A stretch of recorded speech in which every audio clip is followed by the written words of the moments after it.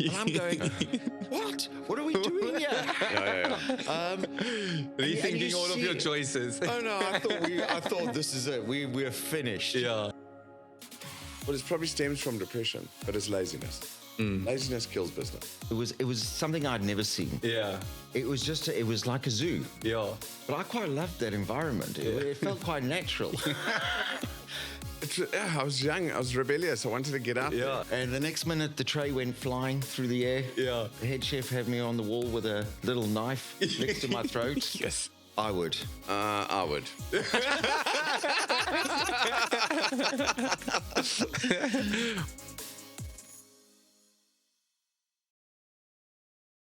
Hi guys, thank you for watching the Bizzin Podcast. If you like what we are busy doing here and you enjoy the guests, it will really help us if you go and like and subscribe to our YouTube channels and our social media platforms like Instagram and Facebook. And that will also encourage us and help us to get the right guests on this platform for you to learn more about their businesses and just more about their journey in business as well. So I want to encourage you, please go and like and follow our social media platforms if you will.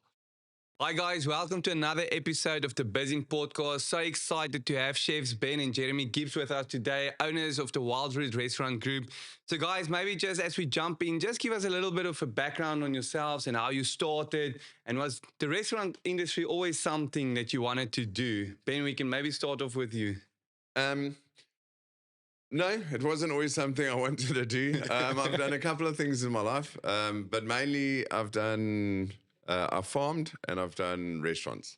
Those are the two main things I've done. So I started off farming and then I got into chefing when I was overseas. So I first worked in Natal for a few years after the army and then went traveling, and that's how I got into the kitchens.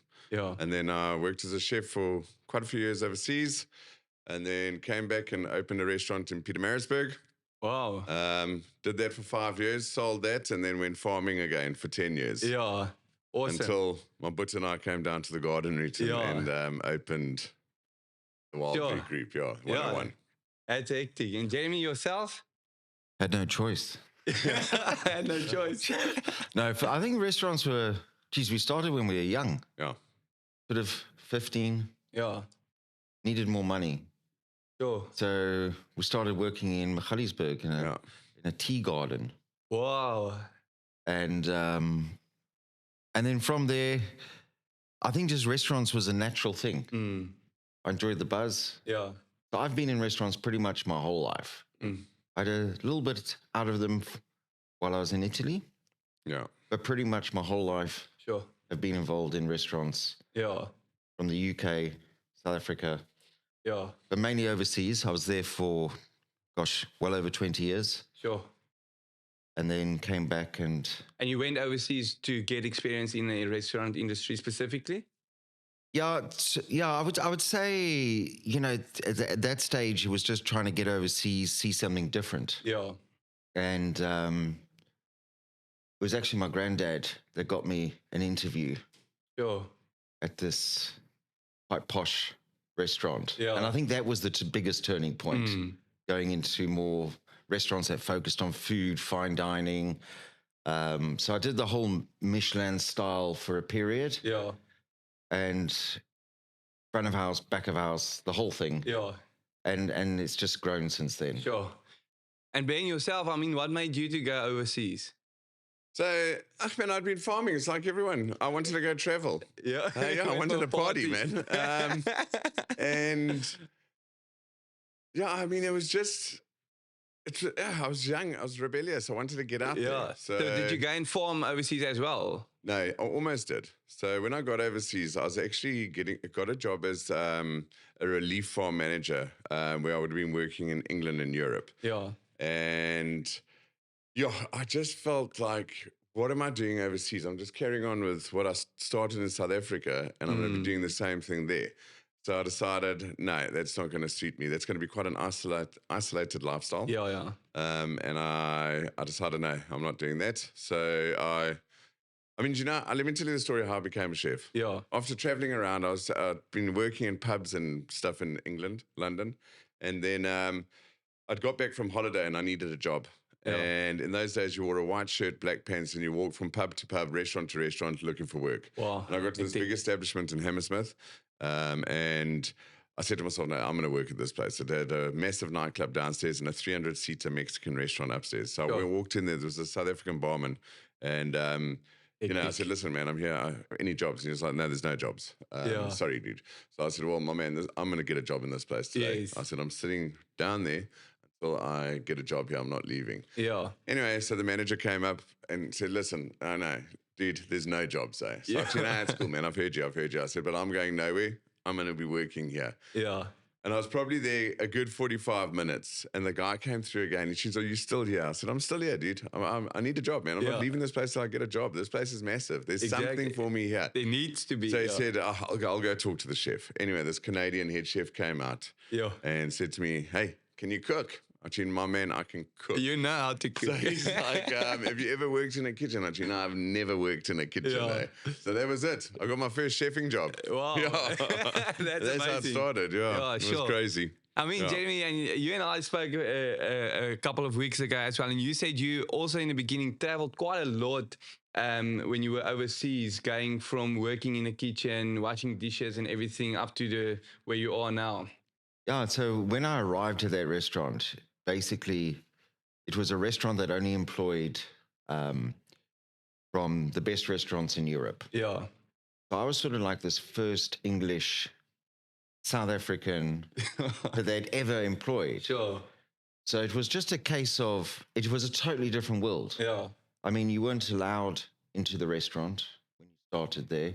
For 3 months, you just polished plates, copper pans, anything that needed polishing, that was your job. Yeah. But what I loved about it, it was almost like psychopathic, this place. I mean, it was, you had the chefs on one side that was, it was something I'd never seen. Yeah.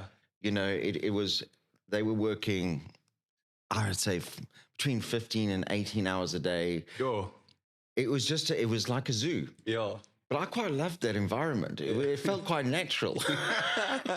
And, I remember sitting there, and eventually they started training me for this little private room that could take 6 people. Yeah. And as the waiter, and it was all silver service, old school Garridon, carving at the table, doing everything. Yes. So I was very excited. After 3 weeks training, I've got my first little place. Yeah. And the racks of lamb came up, and I had to carve them. And all I saw on these racks of lamb was these black bits stuck all over the lamb. And I was like, hold on, they burnt the sauce. So I scraped everything off. I was so proud of myself. Just into the corner of the silver tray. Awesome.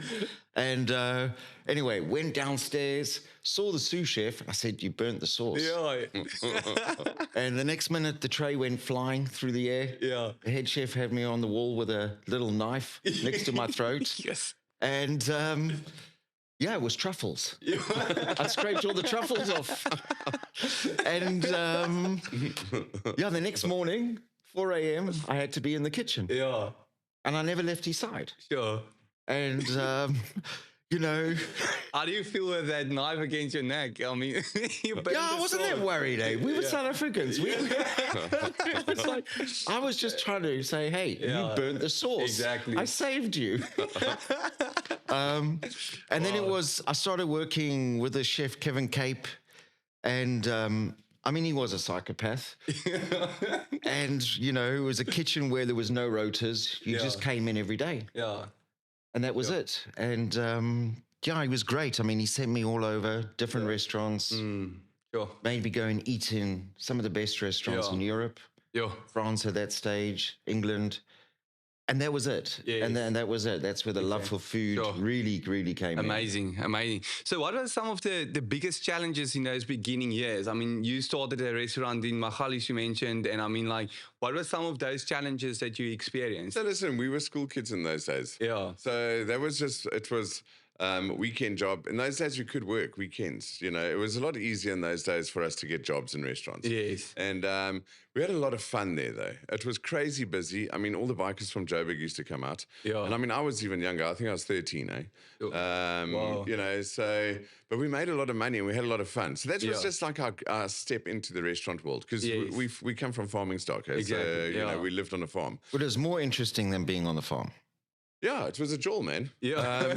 I mean, we were having a jewel. So, Yeah. so that was just sort of opened the doors, a pathway into the workplace, really, Yeah. more than anything else. Yeah. You know, and then you know, it was overseas is where I started working in the restaurants. But also, again, I loved the kitchen. Yes. You know, in those days, I was like my brother. I loved almost the violence of the kitchen. It was, Yeah. it was an insane place to work. You know, I mean, when I started, they used to throw pots and pans at us. I mean, it was just crazy. Do you know what I mean? It was volatile, yeah. but it Yeah, was insanely. It was insanely. The yeah, adrenaline was sure. pumping, and it was just. Yeah, it's almost addictive. Yeah. You know? Yeah, it was addictive. Look, the whole industry's changed a lot since those days. Exactly, yeah. It has. I mean, it's changed and things have changed. Probably some things for the better, you know. But it has changed a Yeah. lot since those days. Yeah. I mean, the kitchen culture is completely different Exactly, now than what it used to be. So, Yeah. I mean, and so did you ever feel that this might not work? Which 101? Like the restaurant industry for yourselves? Yeah, I think almost every day. yeah, it's a thought that never leaves our mind. So yeah, it's the beauty about being self-employed. Yeah. You just never know. Yes, exactly. Yeah. Yeah. So, so maybe just before we go into, we have a nice challenge for you guys. Yeah. We're going to do a blind taste test. But just yeah. before we go in, so for each of you, where did you find that one major breakthrough? Do you ever feel like and think back of a moment where you felt like this changed the way business was for us? Year 3, 101. That's when our extraction had broken. That was the turning point for us in business, yeah, especially in George. Yeah.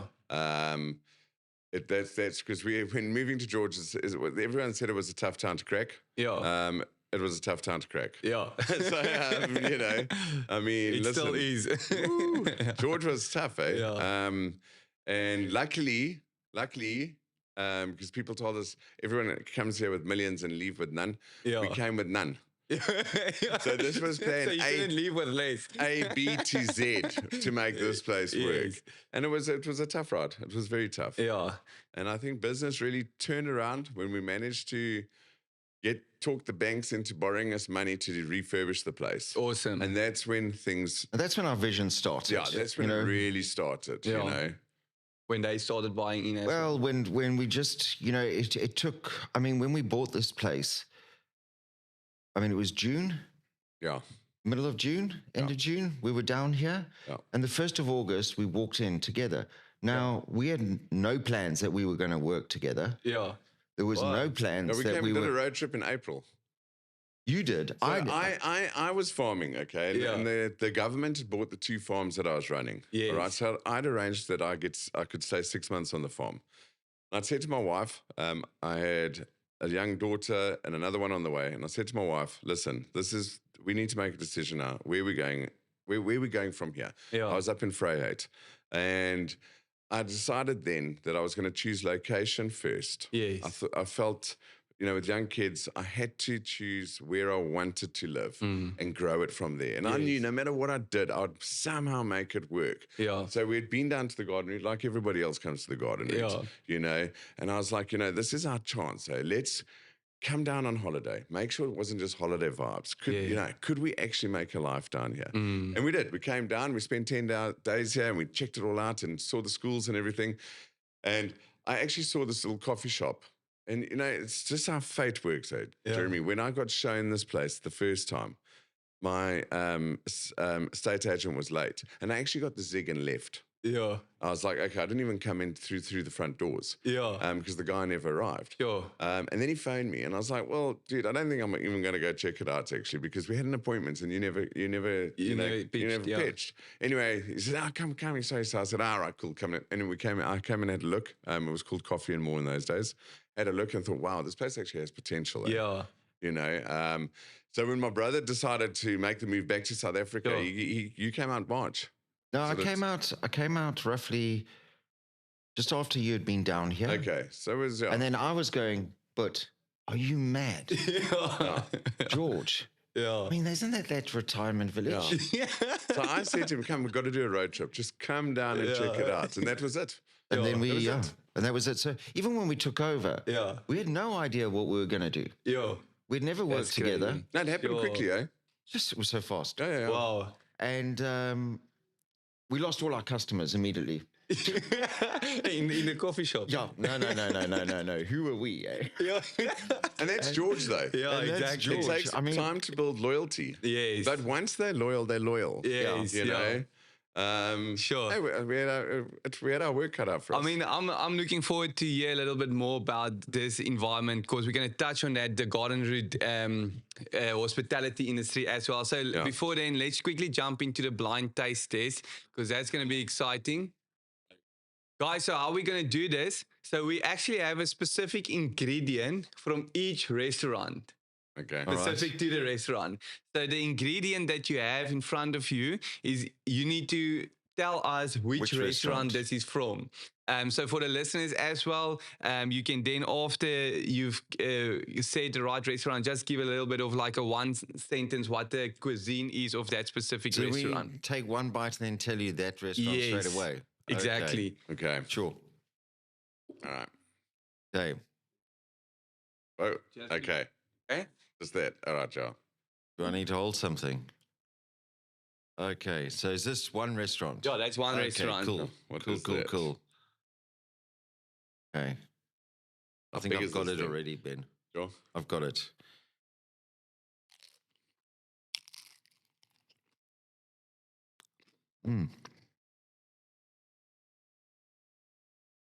It could be two restaurants. Okay. Okay. That is Tagaroshi. Mm-hmm. And I'm going to say... I say Cula. Yeah, 100%. Well done. Well done. So for the listeners, what cuisine is Cula? So that's our Asian restaurant. Okay. Our Awesome. new one. Yeah. That's awesome. So that's at the Outeniqua Spar. So Cula is there. Asian cuisine. Well done, guys. That was impressive. Okay. The next one. Here we go. Thanks. It's quite weird doing this. I'm This not is gonna weird. lie. Okay. What the hell? Okay, so let's go. Oh. Huh?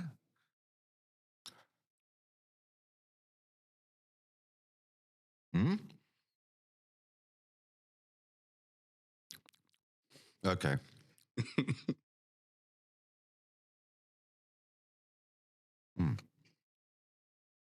Okay, I know what it is. It's wheat and salmon, 101? No. Ilali, Lolly. Drink a lolly. or butterfly blue. Yeah, it's one of them, isn't it? Yeah. I'm gonna go butterfly blue. You're going to go butterfly blue? Wheat and salmon, yeah. I'll go lolly. Okay. So it is salmon and it is butterfly blue. Okay. Well done. Thanks. So Chef Ben, what is the cuisine at Butterfly Blue? Predominantly seafood. That's really mostly towards seafood. Yeah. Being on the Okay. coast. Yeah. Awesome. Okay, the next one.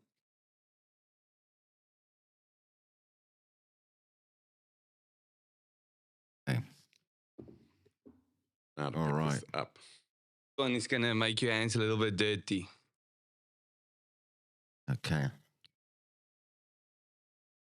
That's Portobello. You've got to have the mozzarella Yeah, it's Portobello, Italian. eh? That's Yeah, Italian. that was Portobello. an easy one for you guys. Portobello. So, Chef Jeremy, what is Portobello's cuisine? So Portobello Oh, is our yeah. Italian. Sort of more your family little CBD local restaurant. Awesome. So that's definitely them. Okay, two left. Okay. This where it gets hard. Thank you.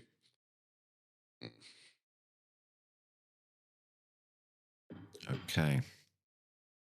Right. Okay. Okay. vodka. I've got this one as well. Jeremy, this is your favorite. Yeah. You always have this. So that's our prawns from Ilali. Yeah, come on. Yeah, There it's we go. tempura prawn. Yeah. Chef Ben and Ilali's cuisine. So that's kind of like a mixture. It's got a few Asian notes, seafood. We do game meat. There's a lot of tourism in wilderness. So we represent game also on the menu, but it's kind of a melange of everything we Yeah, do. it's got basically, pizza. it's sort of like our melting pot. Yeah. Awesome. It's Yeah, whatever we it's relaxed fancy. dining. Yeah, relaxed okay. dining. Nice. That's great. Okay, and then last one.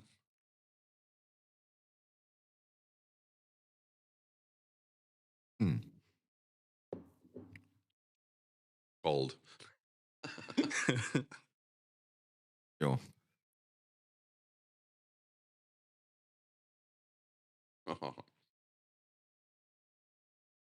Well, it can be one or two things. Sorry. I think it's Wagyu. No, it's either Angus or Wagyu. Eh? From which restaurant? No, it's got to be one. Got to be one. Yeah. So it is Wagyu from 101. Ah, Well done. Awesome. Well Yeah. done, Ben. can we remove the blinds? Yeah, you can remove the Yes, blinds. these things work. Eh? Well done, man. Nice. This is impressive. Guys, well done. This made me hungry. Sure. I mean, this is now you sorted for the day. There's something of everything. Yeah. There we go. That was Okay. quite weird. Okay, great stuff, guys. Well done. Thank I you. mean, Not bad, eh? I think that was fun for the listeners as well. And it's also just good to give a little bit of content on every cuisine of the restaurant. So let's maybe jump into the reality of running restaurants. It's not always just this fairy tale picture that everyone sees when they walk in into a restaurant, but maybe share us a little bit about what customers doesn't see behind the scene. What's happening in the kitchen, really? So, yeah, you know what? Running a restaurant is basically HR. Yeah. That's pretty much what it is. It's Yeah. HR. Yeah. It's continuously motivating and uplifting your teams, you Yeah. know, to perform. And we find that it's a 100% mentorship role running a restaurant. You're mentoring and training daily. It never Yeah. stops. Sure. It just No. never stops. Yeah. That's I know it is. I mean, it's sometimes, you know, I mean, the aim is to try and create this environment where people come in and it's yeah. flawless, Exactly. but it's almost impossible. Yes. Yeah. Exactly. Yeah. You know, hospitality is about people. People can have Yeah. off days, Yeah. strong days, you know, and it's a constant, it's a constant evolution of improving. Yes. How can we do things better? Yeah. What works, what doesn't work? It's a lot of risk taking, Yes. A lot of risk. a lot of risk. And, you know, we try and fail. We try different things, different ideas. And then we got to adapt quickly. Yeah. Okay, Yeah. whoa, this hasn't worked. We need to readjust. That's not what the public are looking for right now. Yes. We got to do this, do that. Yeah. So we're continually learning. We're Exactly. continually researching cuisine. Yeah. And just to, you know, to keep one foot ahead of the pack. Yeah. You know? And I mean, so we all watch this Master Chef and we watch Gordon Ramsay's cooking show and everything, and you see the like behind the scenes, the chaos in the restaurant, but then or in the kitchen, and then in a restaurant it's this peaceful thing. Yeah. So is that the reality here as well? And like the thing is that it's one thing if you are a chef that's driven towards something and you have a specific goal, but now especially in South Africa as well, I mean, you deal with people that comes to work, doesn't want to come to work, comes with a headache. Like how do you manage Look, that to still I get think it? overall we are quite blessed. Yeah. You know, we have Like some any brilliant business. people. We have some Yeah. brilliant people. Yeah. You know, we've still got our very first chef, Mavis, Wow. when it was just the three of us in the kitchen. Sure. And, you know, Mavis probably was looking at these two brothers thinking, next level. Yeah. Not right in the head. But, you know, the one thing we've found, I mean, is, you know, you take Mavis. She's probably one of our strongest, consistent chefs in the kitchen. Not trained. Yeah. Yeah. Her taste palette is unbelievable. And it is hard. It is hard to keep them motivated, to Yeah. keep them driven. And getting people to work on social hours now, it's becoming harder and harder. But that's not Exactly. just a South African issue. Yes. It's a worldwide issue. It's a Yeah. global thing. You know, it really is. And you know. the youth of today is very different. The youth of yesterday, and you've got to adapt and you've got to change. And, we've got some chefs that are happy to work longer hours and others, they don't want to. Exactly. And nowadays, you just got to adapt to it. Yeah. 100%. Pull their strengths. But, I mean, we've had a lot of guys grow. Yeah. I mean, we work a lot with the chef schools. So we work with Okay. 3 different chef schools. Yeah. We are all about training students. Yeah. I love developing the students because, like you say, it's when you get people coming into your kitchen that have some passion. Exactly. Really easy to work with then. Yes. And you need a balance in your kitchen. So you've got your guys that are literally, they're working because they need to provide. Not saying they're not doing a good job, Yeah. but their interest level is providing for their family. It's Exactly. not about being a great chef. And then Yes. sometimes we get really cool students coming through where they're passionate about cooking, and it's like how you want that element in your kitchen. They're driven Yes. to excel and exceed, Yeah. But it is a balance in your kitchens. Yeah. It is sometimes tough. I'm not going to lie. Sometimes we do have tough periods, but overall, Yeah. we push for longevity with us. Yeah. 100%. I mean, we've had, a lot of our sous chefs, head chefs have all grown with us. Yeah. They You know? started at the bottom. Yeah. Sure. And I'd like to say that when they leave us,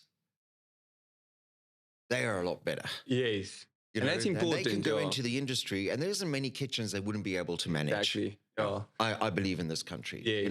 They've got that skill. Yeah. They've got the business sense. Exactly. Because cooking is not just about putting great food on a plate. Yeah.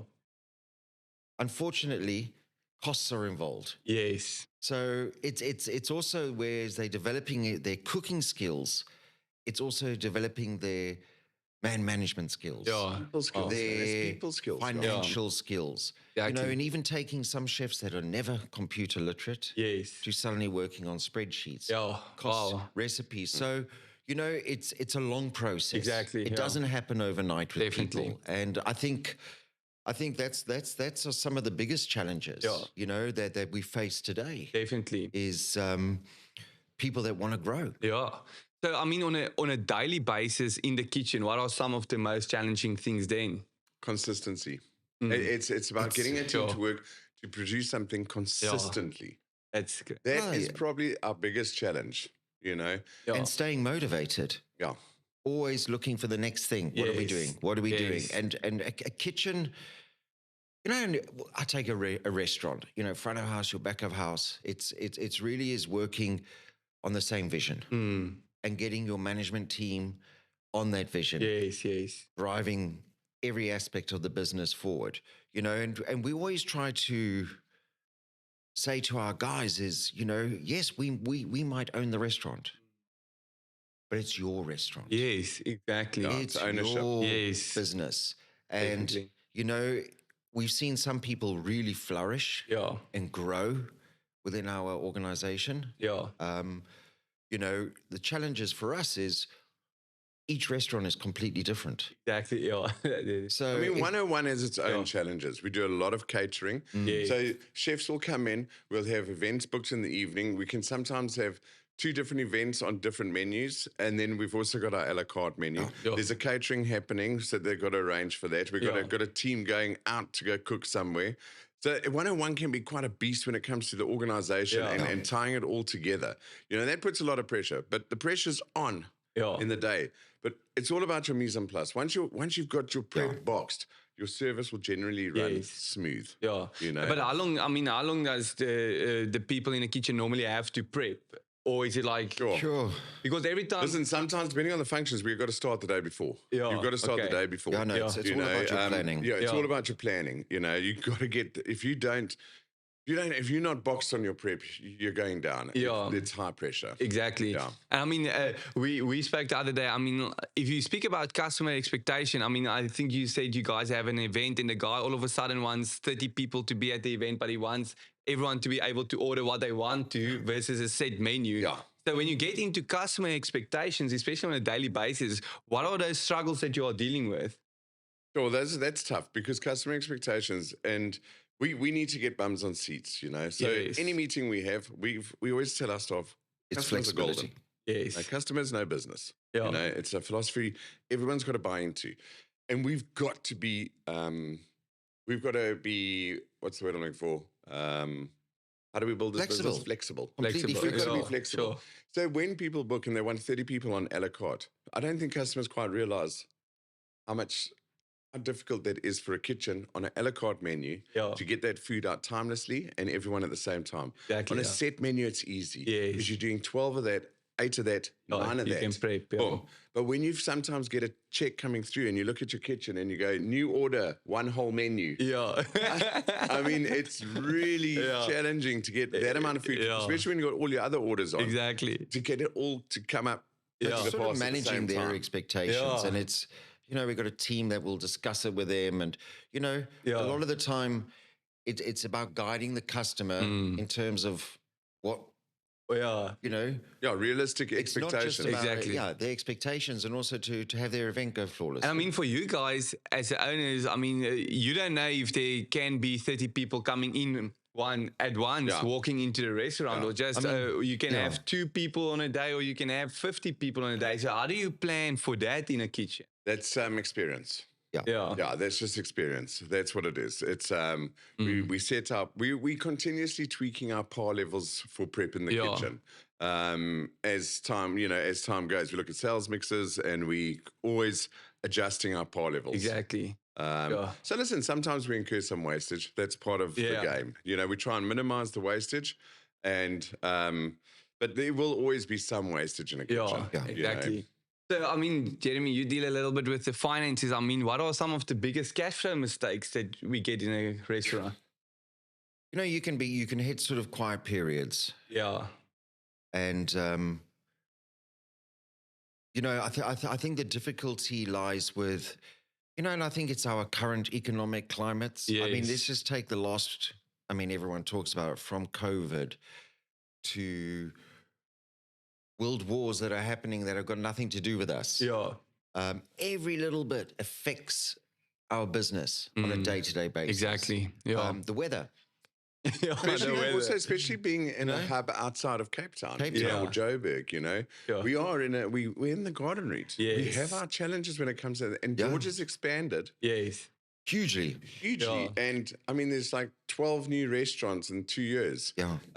But we haven't had that influx of people yet. To support it fully. So that's why we have to be so creative in what we do. But there's also some restaurants closing down and some that's failing. So what would be is it a financial mismanagement? Is it a operational mismanagement? I think sometimes it's a lack of skill set.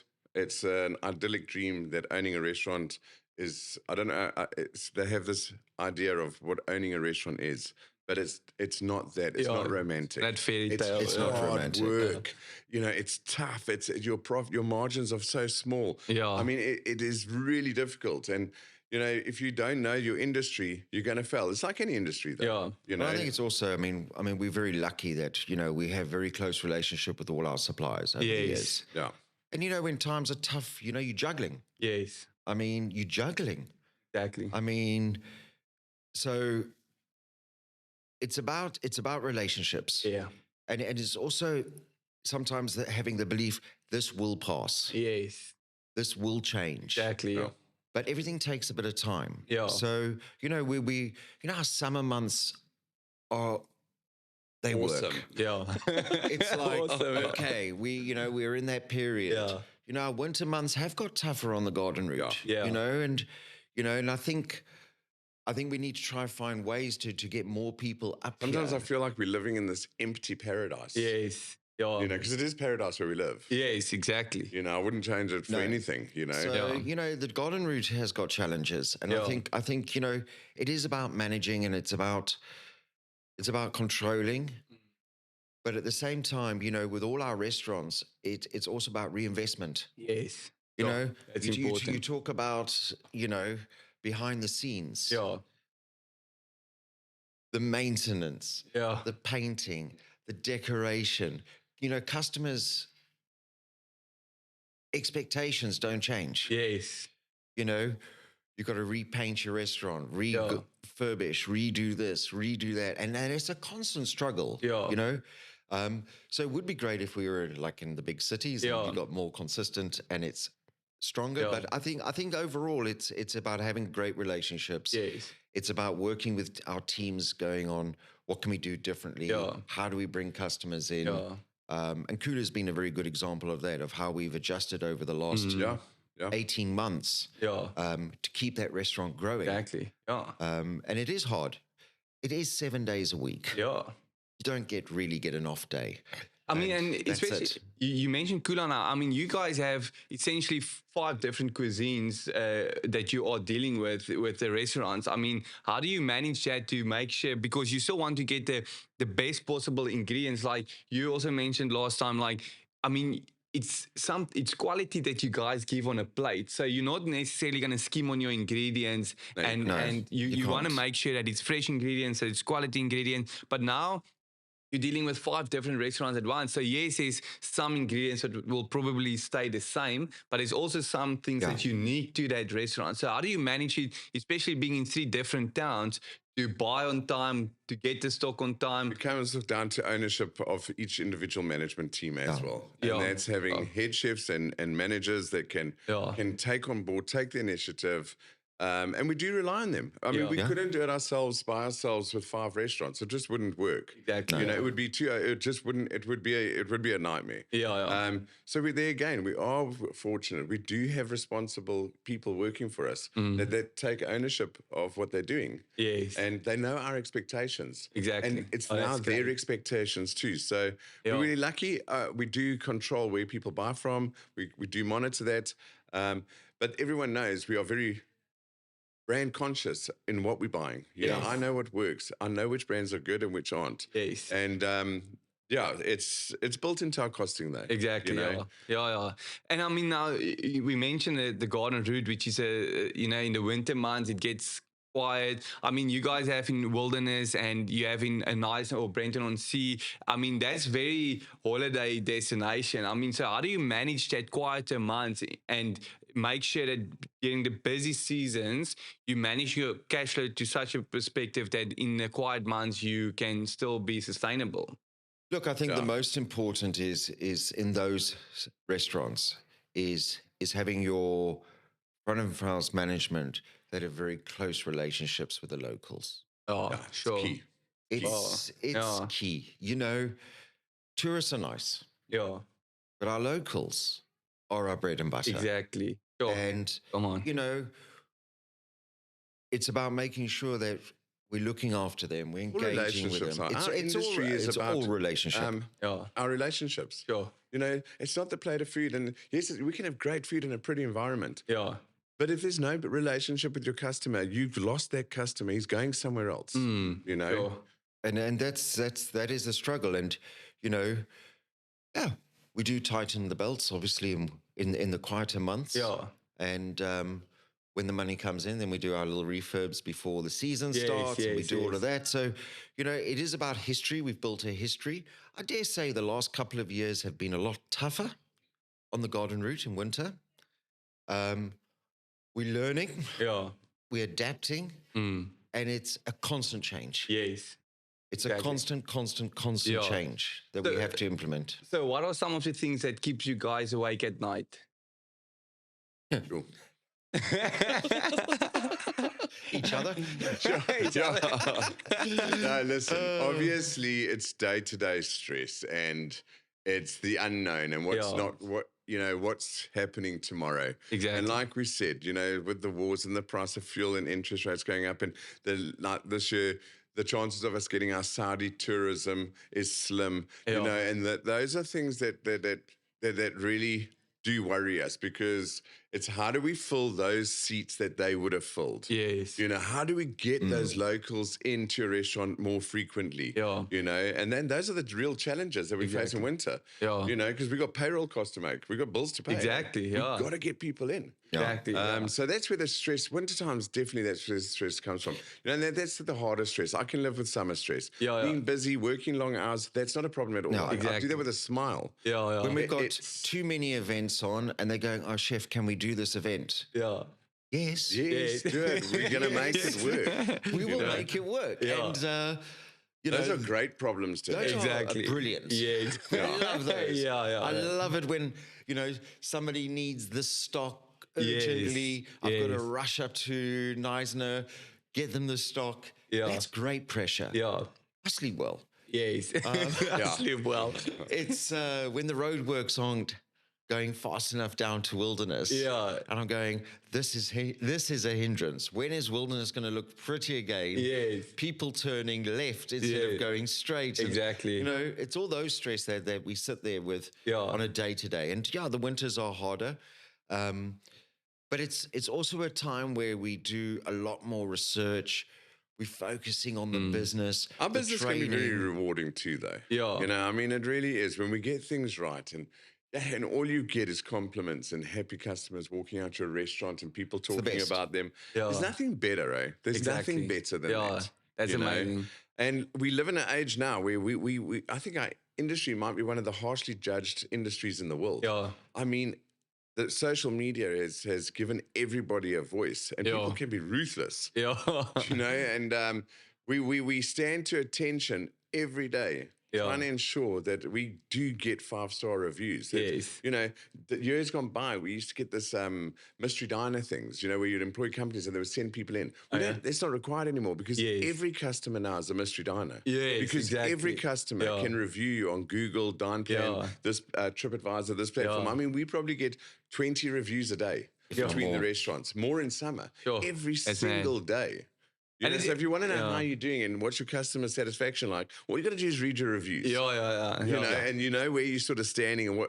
But sometimes the critics are also like they'll be there for 10 times, and it will be perfect. And then the 11th comes and something is not according to what they wanted, and then they'll go and. So that's how we judged. It's the same as when you work for somebody or someone's, you know, you're employing people. You know, that's saying. You're only as good as your last day worked. Do you know what I mean? It's the same for us. We're judged like that too. You're only as good as the last meal that customer ate in your restaurant. Yes, exactly. You know?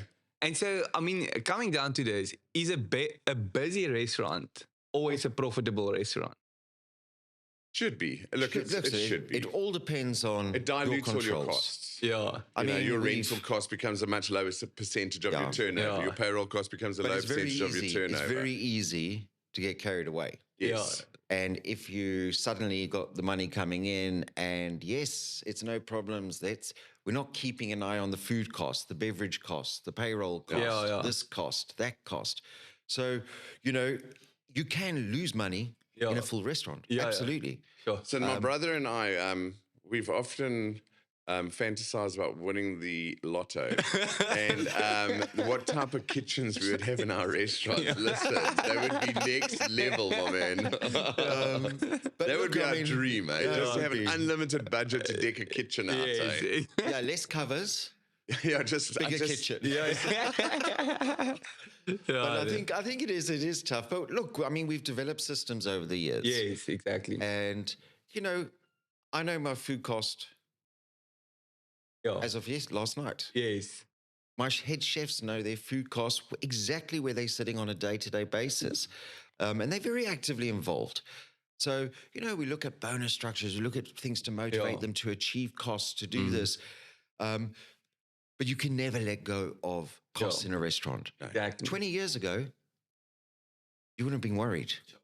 20 years ago, you wouldn't have worried. But it was a different time. It was a very different time. Today, it's cutthroat. Yes. It was easy 20 years ago. Yeah, it was easy. Because, I mean, how do you compete against a likes of, like, for instance, a Spur and all the takeaway places? Obviously, it's different. It's different. I mean, it's a different world. But it's a different world. Do you think, will there be people that will today say, I would rather just go to McDonald's or KFC? So this is the thing. We're fine with our locals because we've built a reputation. We've got a trusted reputation. People know our product and they pretty much trust what they're going to get. It's when you get your out-of-towners, when the Varleys are down on holiday. So that's a tougher market to get them in. Once we've hooked them once, we know next year when they're on holiday, they're back in our shop. But a lot of time, it's the familiarity. We go what we know, with what we know. I don't know. Listen, let's just go to Spur. We know what we're going to get. Let's just go to Panarotti's. So obviously, we face that challenge, but they're big brands, you know. We are a completely different dining experience, you know. Exactly. And, you know, it's a very different way of running a restaurant. you know, We could never do that. That's why we have 5 different cuisines. Yes. yeah, yes. Because our passion's food. It's not what we can do. Yeah. I mean, yes, probably owning 5 successful takeaway franchise Yeah. concepts, maybe we would be better off financially ourselves. Probably. Yeah. Yeah.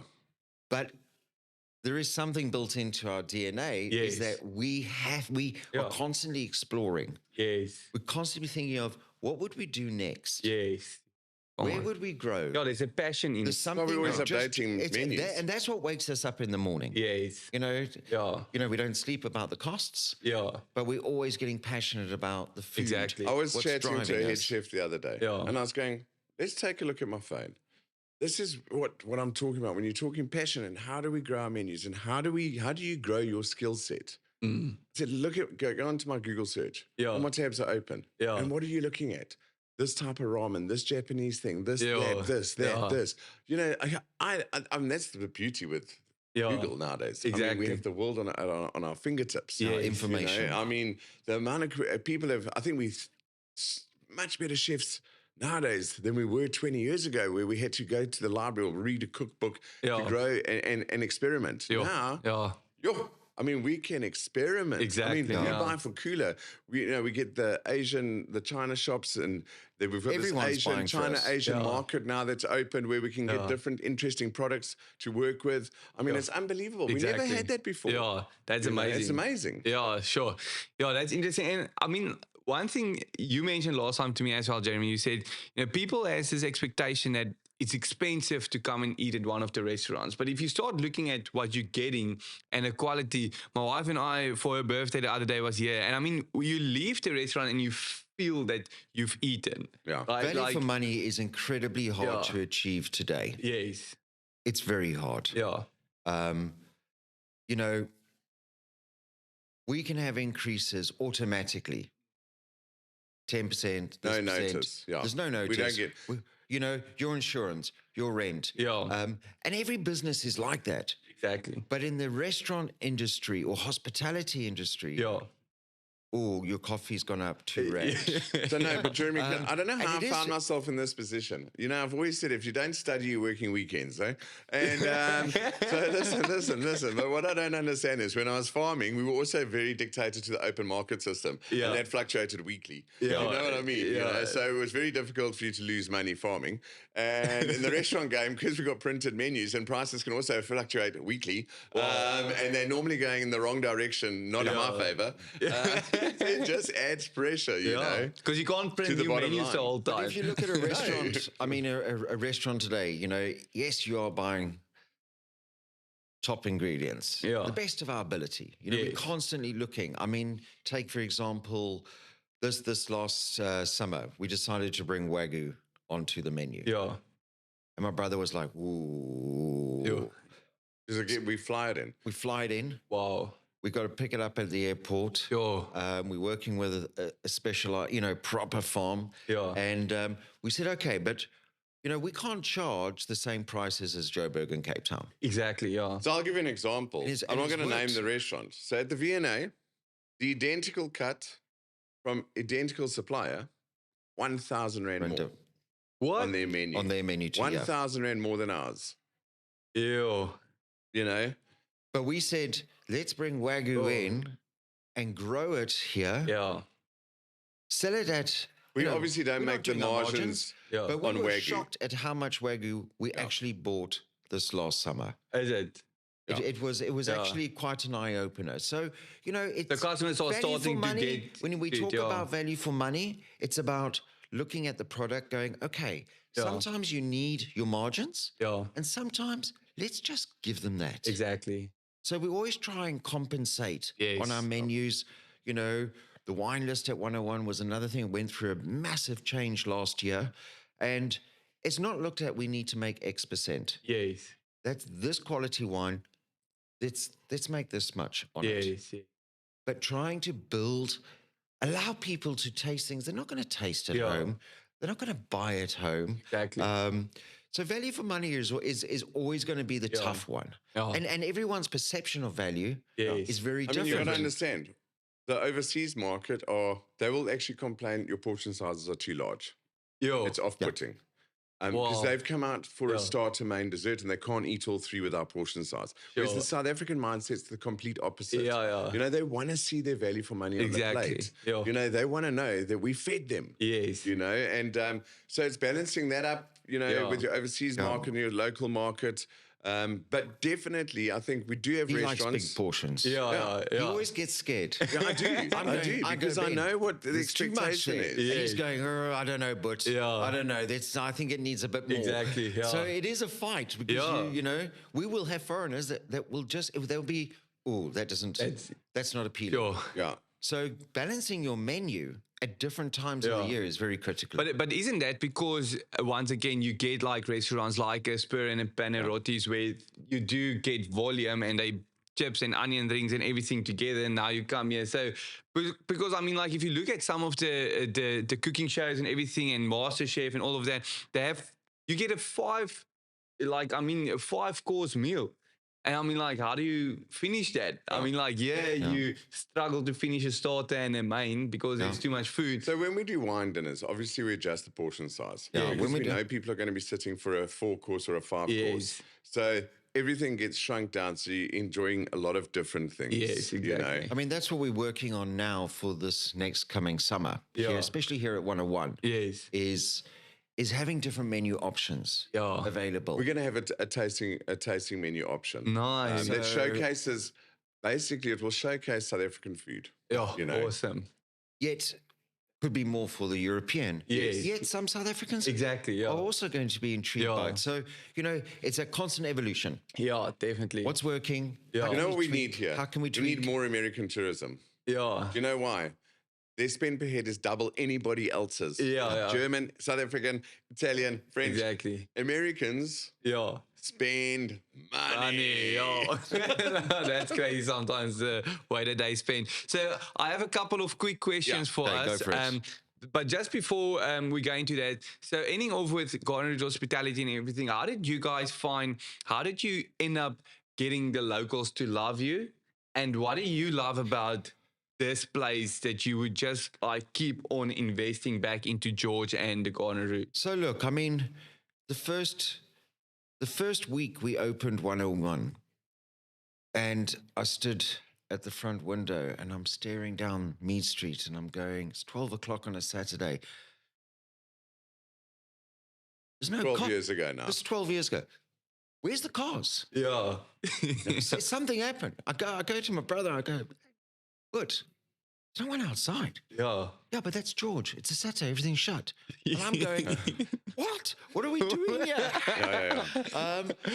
Rethinking all of your see- choices. Oh no, I thought this is it. We're finished. You Yeah. know, and you look at George, how it's grown, and you know, even over the years we've had you know, so many people offer us sites in Joburg, Pretoria, Cape Town, come here, and yes, we hear it often. But we were so determined. Yeah. Listen, and the customer base, you want to know from the customer's point of view, and how did we attract them? I like to think it's because they saw us working ourselves Yes. Yeah, on the to near day-to-day. death. Exactly. We never gave up the fight. I mean, we I think once they had, were sorry for us. we had sometimes. they felt sorry for us. Yeah, I think they did us. They looked at these two guys and they went, "Hey, let's bring our friends. Yeah. These guys need it, man. Let's bring our friends." Listen, you know, it was you know, in those early days, it was very tough. Yeah. You know, and there was, it was a completely different. I mean, from all my experience in London, Yeah. to come here to George and open a restaurant, 101 was probably the hardest restaurant I've Sure. ever worked in Wow. the early days. Sure. And the Garden Route is hard. Yeah. I don't think there's a restaurateur, no. a person who's got a hotel, a B&B in the Garden Route that isn't giving 100%. And I tell you, The the same as level. us. The level Yeah. has really Oh, it's risen. risen. Yeah. You know, there's a lot of ownership-run restaurants. It's not all just maybe your franchise Franchise, no. brands. Yeah. And people are trying, eh? Yeah. Yeah. People no. are trying. They're fighting for survival. Yes. You know, I'm telling you, behind the scenes, I don't know any restaurant owner that's not pushing, that's not trying, Yes. that's not working. Yeah. You know, everyone's pushing. But we've seen a big change in the Garden Route. Big time. And, you know, I think we're going to have, I think it's going to improve. It's going to get better. I think sometimes the quality, and we have a lot of people from Cape Town, Pretoria coming in all the time, and they go, well, the quality on the garden route is just amazing. Yes, yes. The hospitality, Is the amazing. people is Yeah. amazing. Sure. And I think it's growing in a direction where, George is changing, Yes. Yeah. with all the infrastructure that's coming in. And yes, maybe sometimes we say, is it too much infrastructure right now for the amount of people? I hope to think they know more than I do. Yeah. But I do feel it is going to grow in the right direction. Definitely. But we've also learned on the garden route, doesn't happen tomorrow. Yeah. It takes time. Everything takes time. And you talk about the garden route though, and the passion for it outside of the restaurant. Come on, I think we're all in the same boat. Anyone who's lived outside of this area and has moved here, there's not a day that goes by. If I drive to Wilderness, there's not a day that will go by that I don't soak it up and go, thank you, Lord. Exactly. I live Yes. where I live. Yeah. We might have our challenges, but to live here, we're privileged. Yeah, definitely. That's it. And you just need to push through every day, take it day by day. And it's building confidence in the people. What I'm seeing as well in George is like, you just need, people want to see that consistency. Yeah. They want to see you rock up. I think for some of the locals, they enjoy seeing the owners, that it's not just a corporate that has people It's on got the floor. harder It's like, with 5 restaurants. I dare say it has got a lot harder. Yeah. For anyone listening and everywhere. watching this, we work every day, guys. We're not hiding, even if you don't see us. We give special attention to restaurants when they need them, and we are involved. Yeah. But having 5 restaurants, we've also grown people. Exactly. And today we've got some of the best managers, best chefs, driven staff, up and coming superstars growing every day. Yeah. And it's giving them opportunity, more people opportunity. Yeah. And, we need to create more employment in the garden route. Definitely. And we need to grow it. Yeah. And, I think the restaurant industry and hospitality has a big impact on that. 100%. 100%. Yeah. It allows our better suppliers to become better. Everything is connected. Yes. So, I think we just got to keep pushing. Yeah, 100%. I'm excited. So let's quickly get into the quick fire questions. Okay. Go for it. Okay. Favorite restaurant in South Africa? 101. For me, honestly, my best dining experience. No, it was definitely Beau Constantia. Beau Constantia. Yeah. Chef's Warehouse, Beau Constantia. Okay, awesome. Yeah. Okay. Favorite restaurant internationally? Okay. I haven't been, but I'd like to go. Lucky Cat, Gordon Ramsay's new Lucky Cat. Where is that? Or the French Laundry. It depends if we're talking Michelin-style if or we won the casual lotto. dining. If you won the lotto. Okay. French Laundry? Yeah, French Laundry. I'd love to Definitely go in there. California. I love Noma. I've been quite fortunate living in Europe so long. Yes. I ate at, 2-3 Michelin stars, some great chefs. But there's some really, really top new guys in Europe. Yeah. So we would take a sabbatical, close down 3 months, and go and eat. Yeah. Okay. Your favorite meal? I don't have one. Favorite meal? It's definitely going to be an Asian dish. And right now, I would probably say my favorite meal is a very good ramen. Okay. Ramen. I'll always go Italian. Okay, yeah. Okay. Coffee or energy drinks? Coffee. Beach or bush? Bush. Beach. Okay. Let's get into business a little bit. Your best business book that you've read or your favorite recipe book? Favorite recipe book, Tapas, Liam Tomlin. Yeah. Both of you? Both. Okay. The biggest lesson from failure? Get up the next morning. Get up, shake it off, put a smile on the dial, Yeah. and try again. Awesome. Okay. The most underrated business skill? Please and thank you. Come on. Yeah. Yeah. Yeah. Good one. Good one. That's a good one. That's great. Okay. And one thing customers don't understand?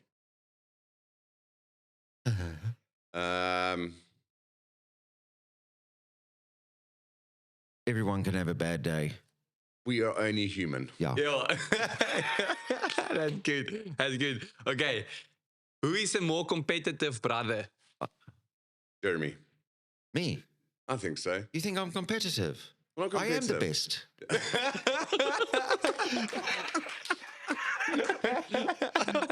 I just allow him some room. You know, every now and then, all right, Ben, that's great. Yeah, But in the early days, he used to come up with a dish, right? Yeah. So when I was doing the menus, I just take his stuff off. No, but we're not competitive in the sense of each other. You know what's cool? And I know it's not one of your 5 questions, but where we've been so lucky is I get to work with my brother every single day. Yes. You know, I think we've had 3 arguments About plating. but in 12 years. Yeah. And I don't know how it works so well with us. Yeah. Because we are very different. Yes. But we have the same vision. We see the same great. things. Yeah. And I don't know, We it go just about works. it in a different way. Yeah. But we can walk in a restaurant. I'll walk in the morning and go, why are those lights like this? That needs doing. He'll come in a couple of hours later and say exactly the same thing to the managers. Yeah. And you see the manager, So that's it. Yeah. Okay. Great. Who spends more money? Jeremy. Yeah, I spend the money. But he's constantly asking, can you buy this? Can you buy this? Can you buy this? Can you buy this? Okay. No, listen, if we won the lotto, we'll blow it in about 30 minutes. Eh? Okay. Who is more likely to answer a customer complaint at midnight? Me. Ben, Okay. Nice. Okay, and then last one. Who would survive longer working in the other's role? I would. I would.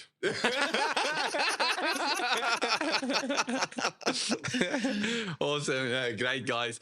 No, awesome. And thanks, just for who you guys are. I mean, it's so fun to sit here and just have this podcast with you. And I mean, it's exactly that, what you're saying. You guys are so opposite, but you work well so together. And I think that's at the end of the day what makes the magic is just getting to a point where you understand that Jeremy has his great skills and Jeremy understands you have your skills and putting that together. So when we're going into a little bit of speaking about leadership and success and failures, this is some of the things, right? How do you guys end up every single day understanding that maybe the other one is going to have a different opinion?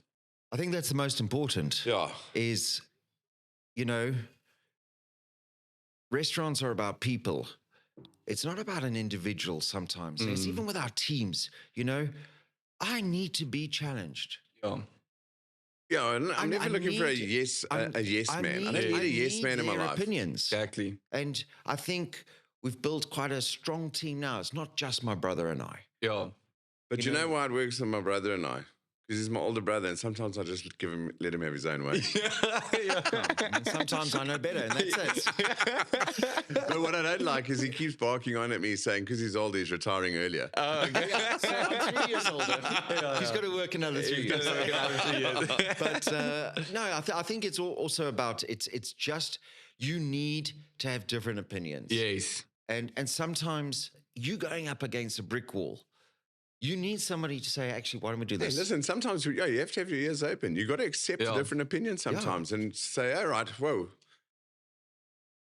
maybe that's a better idea. Let's go that way. Yeah, 100%. So, I mean, you mentioned now that you haven't really had arguments, but how do you resolve an argument between you two? Well, normally it was about how food is plated. Yeah, I think most of them stem from that. And it was one of us just saying, you know what, plate it how you like. Yeah. I mean, in the early days, it was a bit more, fanatical when we were there. Yes. But, nowadays, I think it's the role. I mean, it's not just Ben and I. Exactly. We've got Dylan, our executive chef. We've got our head chefs. Everyone's got their own personal style. Yeah. And sometimes that's got to come through. Exactly. Definitely. The bigger you get, the more you got to let go. Yes. I mean, Dylan's been very involved now. Very involved. It's like the menus are like a collective operation, It's not just what we want anymore. I mean, we're growing to such a stage. Yes. I couldn't cook at Cula.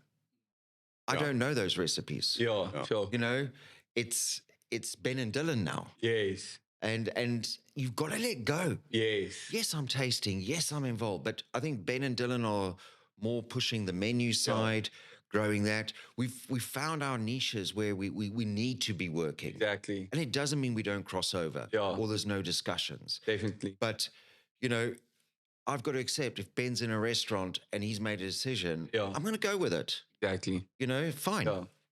You know, small details, just move on and keep pushing. And We've learned how to pick our battles. Yeah. That's what it is. And it's important. That's How to very pick your important. battles, man. And even with your teams, give them let them make mistakes. I mean, we've now You got know? managers that, you know, we don't have to be pushing their button on every single thing. Yes. You know, they will come up with their own menu design. And sometimes Ben and I will go, ooh. Let them have it. Okay. Yeah. But, you know, without them pushing that, they are the forefronts of our restaurants. But we and won't move forward. we won't move forward. We need people to be like Exactly, that, you know? definitely. And we encourage it. And, you know, sometimes we want to have a fight. Yeah. Sometimes I just want someone to make a decision. I don't care if it's wrong or right. Just make a decision. Exactly. Make a call. That becomes a challenge. If it's a bad call, we fix it. Yes. And we learn. Yes. Yeah. So between you two, I mean, your different roles, is it set in stone? Like, did you decide 12 years ago, you do this, and you keep to a it there? certain extent. We always said from the beginning, you were going to handle more the finance part of, the accounting and the business side of things, and I was going to do more the menu development and things like that. So we did have sort of roles where from the onset, we were pushing more like that. But it was always a collaboration. It's always a collaboration. Yeah.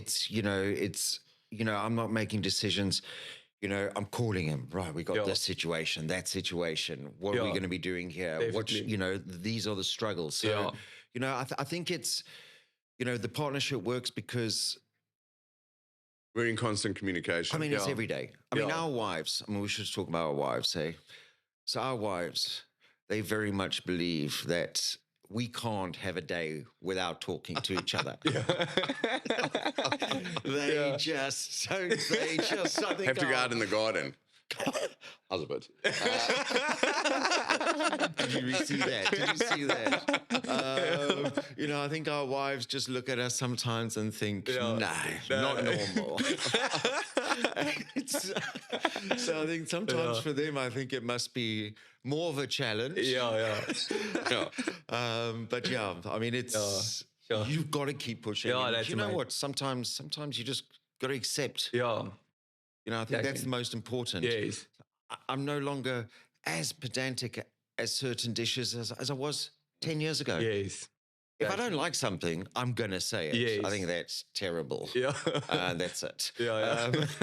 But we know, I think we've reached that stage in our development where, you know, everything is growing. There's a lot more that needs doing.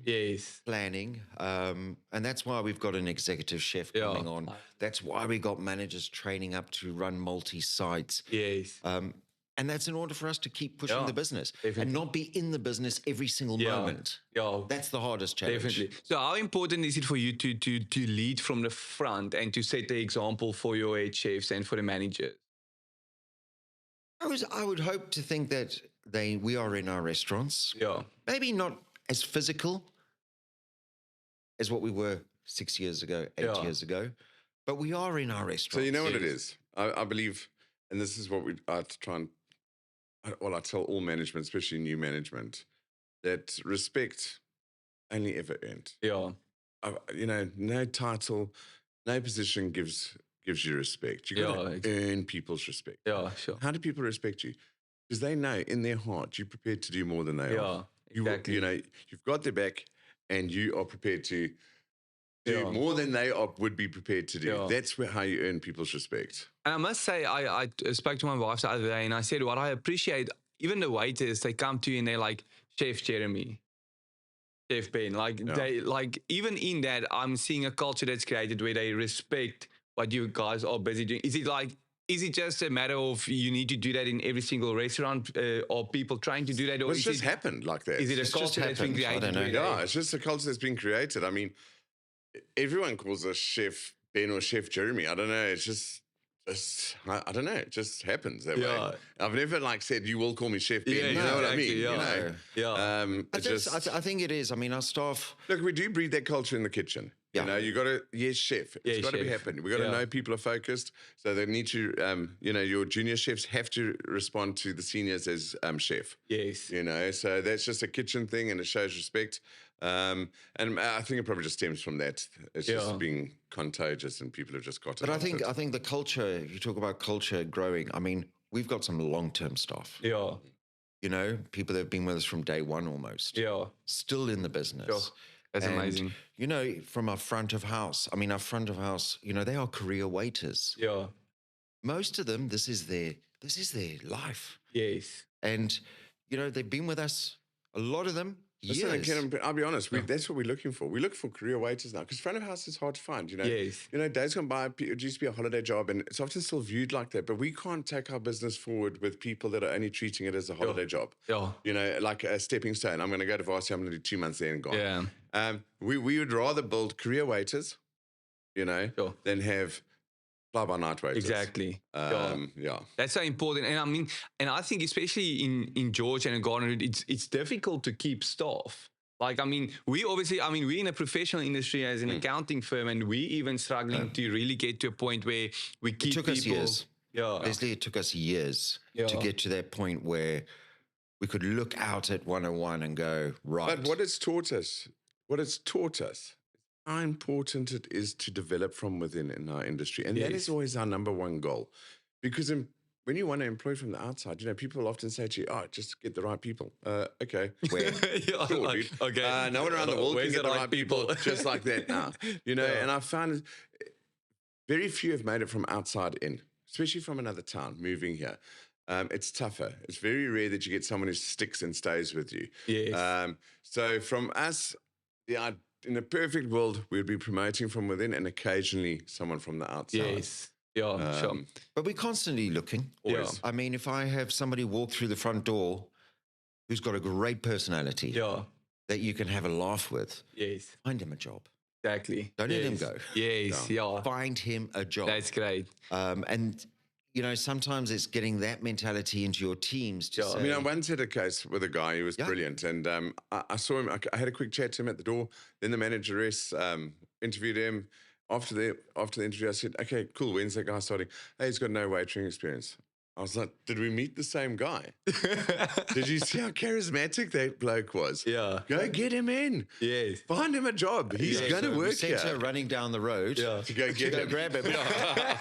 And he ended up being a general manager general of ours. manager. Wow, you know, amazing. years Sure. later, yeah. Yeah. So Yeah, sometimes you need to invest in the people and just give them that benefit them of a the skill doubt. set. Yeah, exactly. You teach them. That's Teach them a the skill set. important thing to teach the people. So before we end off just looking to the future, maybe some of the things, what was one of the most expensive lessons that you guys went through?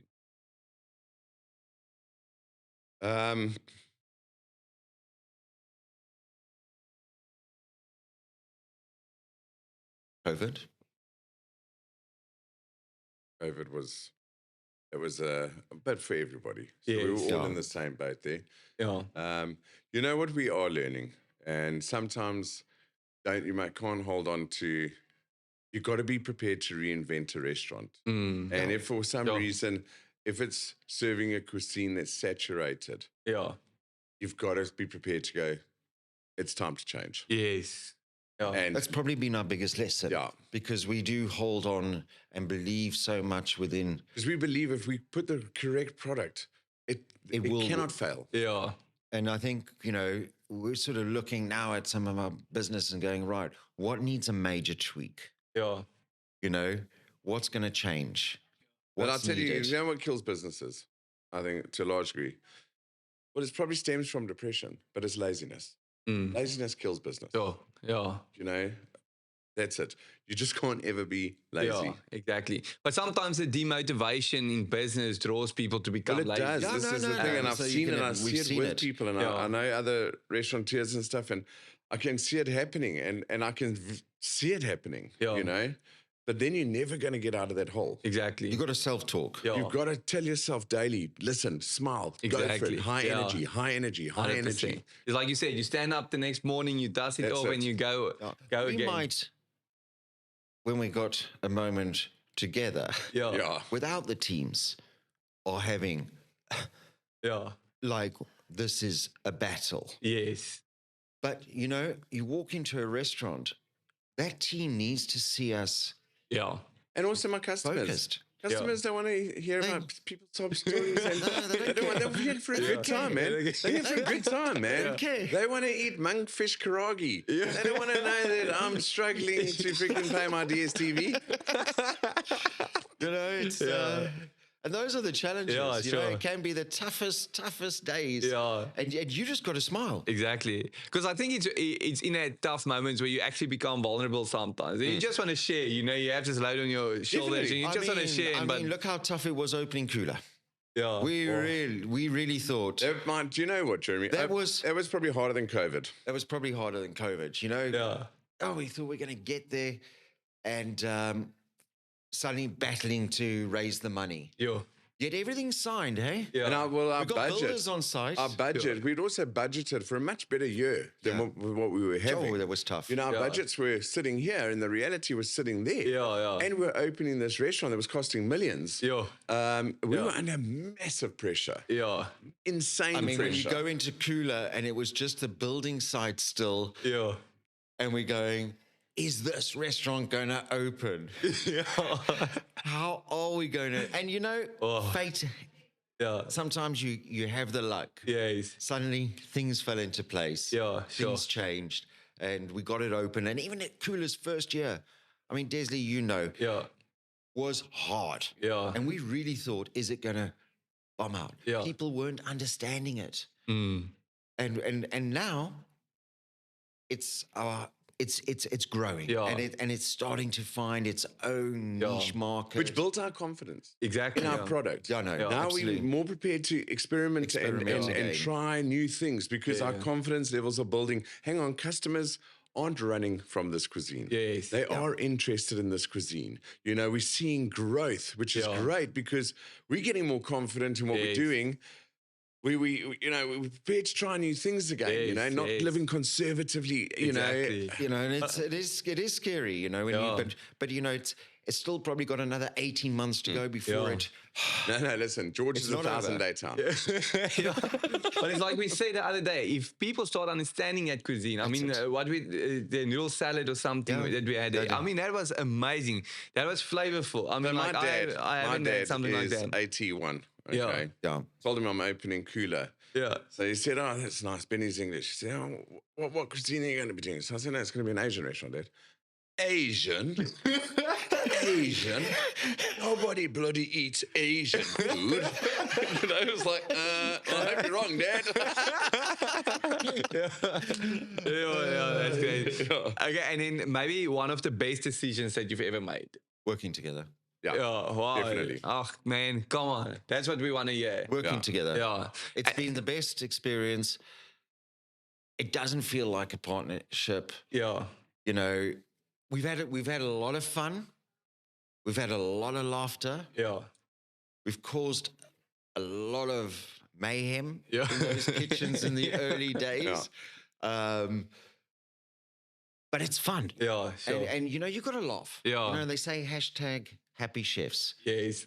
It is what it is. Yeah. You've got to be happy. Sure. You've got to enjoy yourself. Yeah. I mean, I can't imagine having done this without my butt. You know what I mean? Yeah. It's made it the experience what it is. Yeah.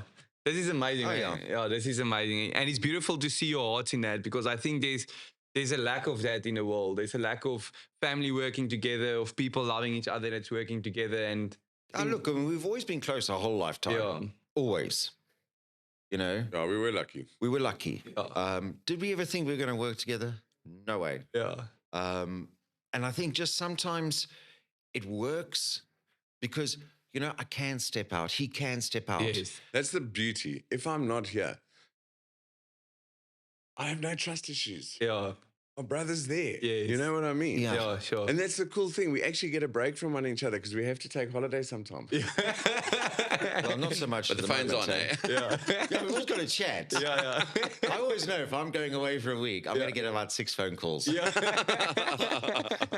You know, it's That's it is what it amazing. is. And I mean, what you guys have created till now, I mean, if we're looking at the next 10 years and you're dreaming over the next 10 years, what do you see? I mean, you've started now with a little bit of catering as well. So how do you see the next 10 years for yourself play out? Look, So I I'd think, like to solidify everything that we've got and Yes. perfect it. Yes. Rather Yeah. than look at this massive expansion program. Yeah. I'd like to perfect what we've got, you know. There is one other thing that which we are playing with. You know, we always in a development. I've always got a folder that's a development file. yeah. A new concept, a new this. That'll never go away. Yes. But there is a little thing we are looking at which we think could be Well, very there's one or successful. two things. Yeah. But I think for us now, it's all about the people. Yes. We need to get our teams. Yeah. Everything needs to just grow.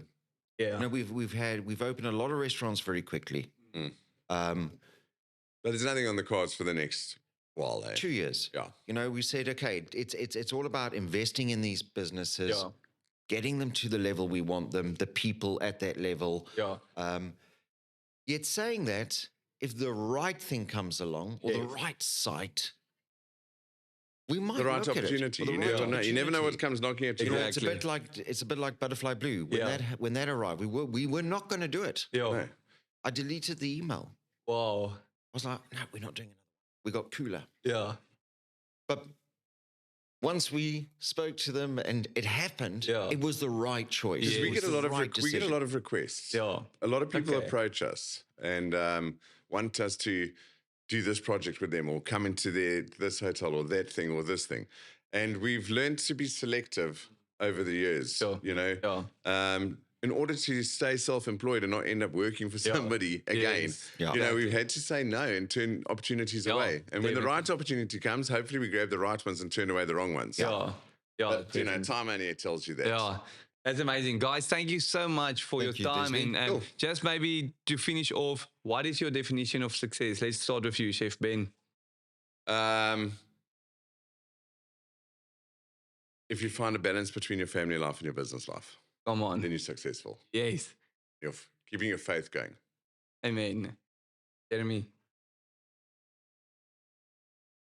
I don't think we'll ever have a balance between family life and home life. Because it's a restaurant. There's always something going on. But no, I think you just gotta enjoy it. You know, the day you stop enjoying what Yeah. you're doing, like really stop. Yeah. And I think Yeah. it's just keep pushing. I think the success to make sure is always having that every day is special. Yeah. Get up, do something. Yeah. And not every day is going to be great. Yeah. But success is about seeing your people grow. Yeah. You know, I think for me, that's some of the biggest achievements we've got. When I'm seeing some of our past chefs now running some of the best restaurants in this Sure. country, Yeah. that is success. Yes. People are success in this industry. Yes. Come on. So that's what I would say. Amazing. Entrepreneurs, thank you so much for watching this. And I mean, if it gets tough, stand up the next morning, dust it off, and keep on going. Go and like and follow our social media platforms, follow Wildroute Restaurant Group, and buy into this to chefs because they are doing great work. Thanks for joining us. Thanks. Thank you.